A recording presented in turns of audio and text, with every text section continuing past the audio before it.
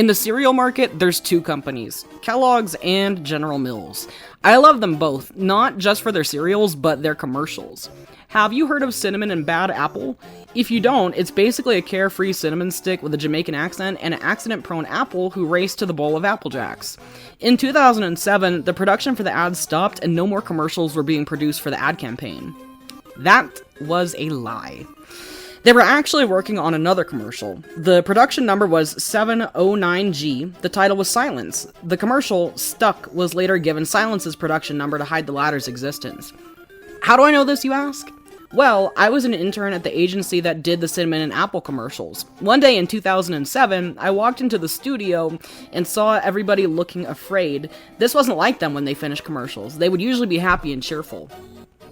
The voice actor for Cinnamon walked in, and in his hand was a CD labeled 709G Silence. He dropped the CD into the floor and left.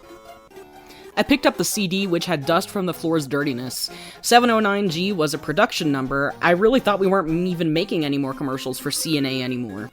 The day was over, and I decided to go home for the night. I also snuck out with the disc. It was hard, but I did.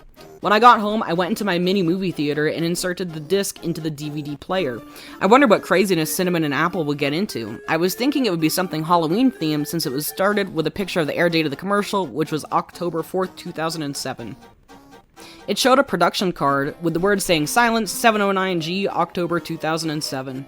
It started with Cinnamon, though something was up. His eyes were white and were bloodshot. He was walking a long road, and it didn't seem to go anywhere. He was also mumbling something about Robin Williams and Boston bombings. At the time, no one knew of Boston bombings or Robin Williams' death. Cinnamon just kept walking, the same as you or I would do. Cinnamon stopped in front of a skateboard. He looked at it for a couple of seconds before riding it. It continued to show him skateboarding, and the red apple was nowhere to be seen. Silence. Silence. Silence. A voice said. It sounded like a rough voice. It repeated silence 3 times. Cinnamon stopped and stared at the camera. Those bloodshot eyes were now dripping with blood that was oozing out. Silence. Silence. Silence. The voice returned. It repeated the word silence again in a low-pitched voice. Cinnamon spoke. Silence. Silence. Silence. Cinnamon said it like the rough voice, although it sounded high-pitched. I told you to. Silence. Silence. Silence. Cinnamon started to melt. He turned into a pile of goop. That voice returned again. That's right.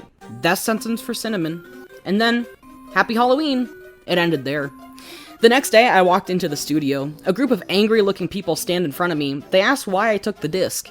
I said that I was sorry, and I gave them the disc. The next day, I heard Cinnamon's voice actor committed suicide. I was invited to the funeral. I decided to peek into the coffin, and what I saw was shocking.